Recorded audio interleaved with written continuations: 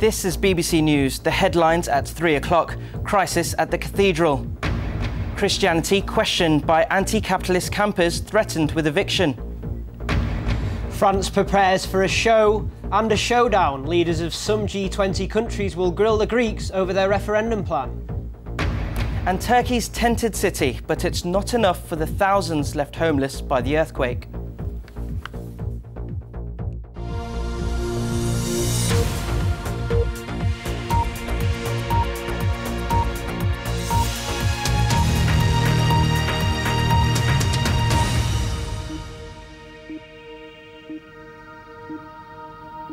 Good afternoon. St Paul's Cathedral won't kick anti-greed protesters off its doorstep. The cathedral is dropping legal action it started yesterday against campaigners. Now no one is sure how long they'll stay. Our religious affairs correspondent Elizabeth Dawson reports. It's a modern-day tale of David versus Goliath. A few weeks ago, no one had heard of Occupy London Stock Exchange. Now just 200 campaigners have brought England's greatest church to its knees. Two of the men who run St Paul's have resigned, including the Dean. And one day after saying it would evict the protesters, the church has done a U-turn.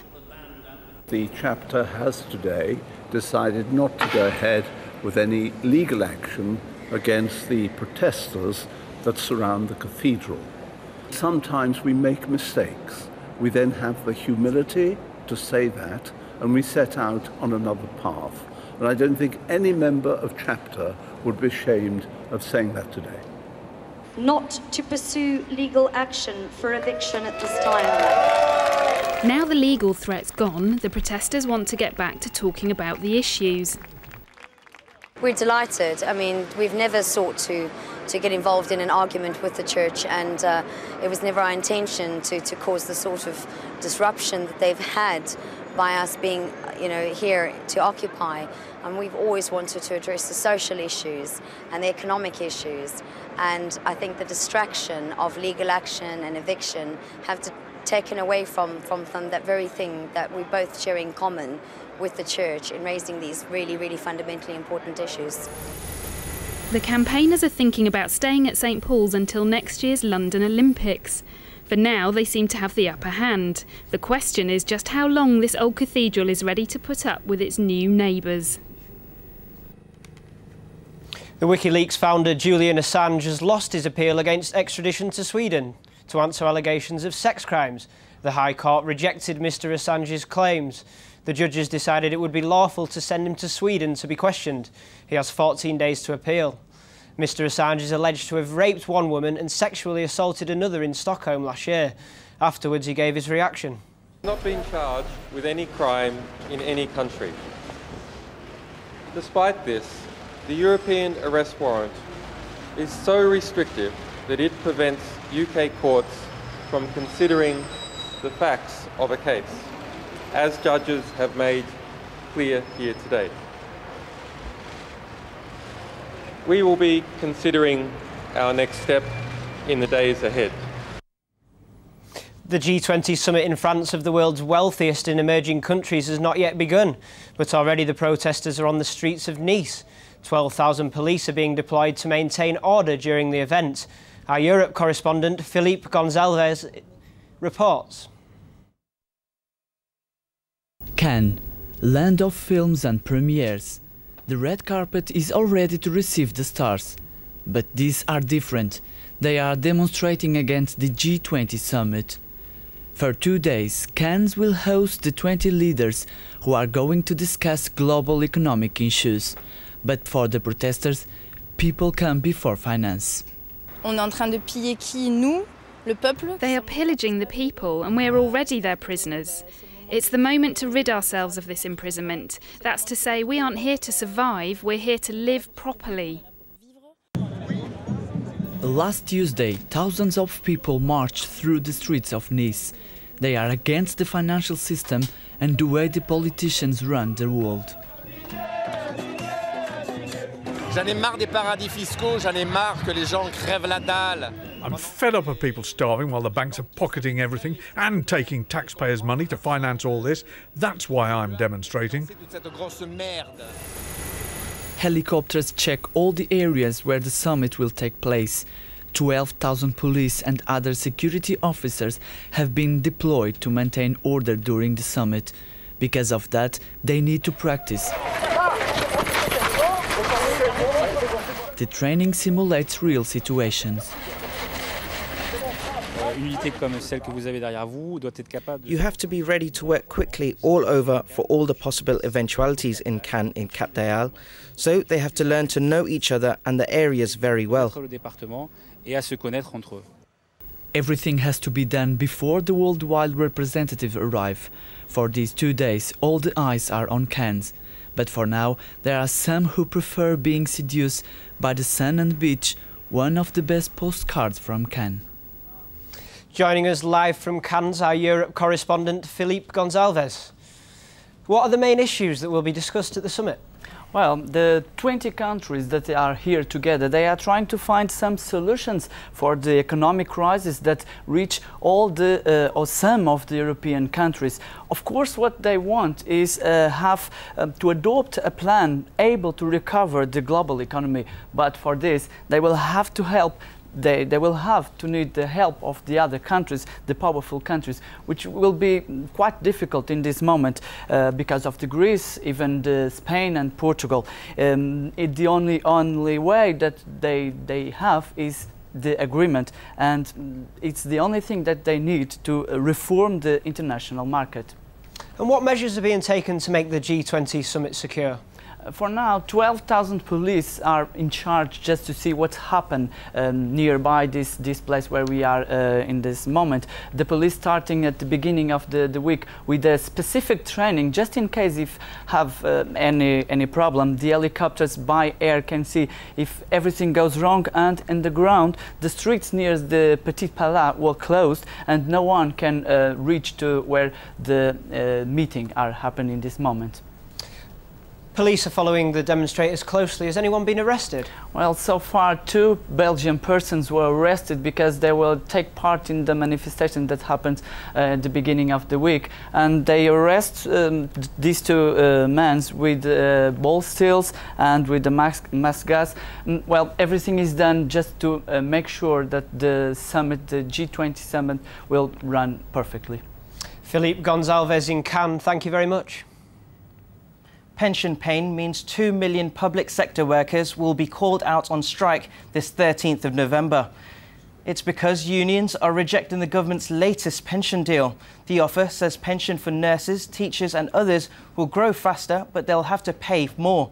The union claims it's not a fair deal. More than 450 colleges in the UK have been banned from taking students from outside the EU in a government crackdown on immigration rules. The number of international students seeking education in the UK is rising, but 474 colleges have now been told that they must no longer accept students from outside the EU. Foreign students like these ones will still be able to apply, but the chances of getting a British education have got slimmer.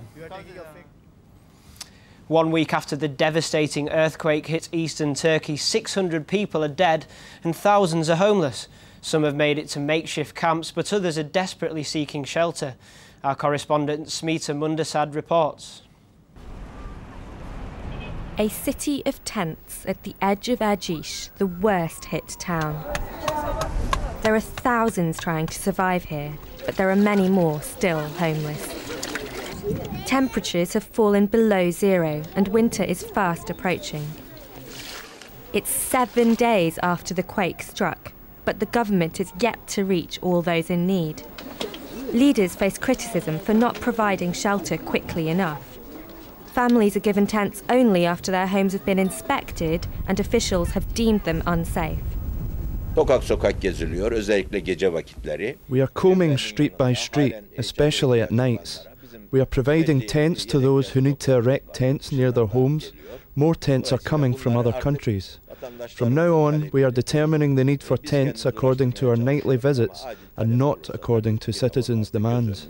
But aftershocks rattle this region. Many are just too scared to return to their fragile homes. Survivors face another blow. Official search and rescue measures will stop this evening. But here, in what has become known as Tent City, the search goes on. Is this what was supposed to happen to my brother? I am asking the Prime Minister, the President, anyone to help me find him, dead or alive. At this point, I'd even settle for his dead body. All I want is to be able to find him. But on the 7th day, hopes of finding anyone alive under the rubble are fading. Severe flooding continues in Bangkok, with water rising rapidly in the west of the Thai capital. New areas of the city are flooded daily as a vast amount of water tries to make its way southwards towards the sea. The water rose up to 30 centimetres on some roads, and outbound traffic was heavy as residents fled the area. Others have not been so fortunate and are making the best of their new aquatic lifestyle, taking to boats, crates, anything that will float in order to keep themselves dry. The condition of a cargo ship stranded on a New Zealand reef for almost a month has worsened, and authorities say they're preparing for it to break apart. Before bad weather forced them to halt their efforts on Sunday, crews had removed more than 1,000 tonnes of oil. An estimated 385 tonnes remain on board. The ship appears to have survived the weekend, but salvage workers are still in a race against time to prevent an even greater disaster. Football now, and Chelsea and Arsenal produced an 8-goal thriller at Stamford Bridge on Saturday, but they found goals harder to come by in the Champions League. Andy Burke reports.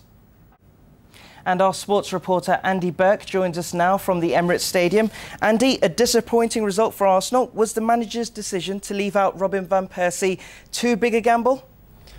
Well, that's the easy conclusion to draw after Arsenal have drawn a blank in front of goal. Robin van Persie's been in terrific form this season. His goals have really kept Arsenal alive in the early part of the season. What shouldn't be overlooked, though, is that he has had a terrible time with injuries throughout his Arsenal career. They can ill afford to lose him at this stage of the season. Arsene Wenger would be fully aware of that. I think that was reflected in his team selection. Arsenal should have had enough to take care of Marseille. They just couldn't get going, and I don't know if that was maybe down to the exertions of their weekend win against Chelsea. And on to Chelsea. This wasn't the response they wanted after that horror show against Arsenal at the weekend. No, it wasn't. And again, you would have expected Chelsea to have enough within their ranks to come away from Belgium with the 3 points.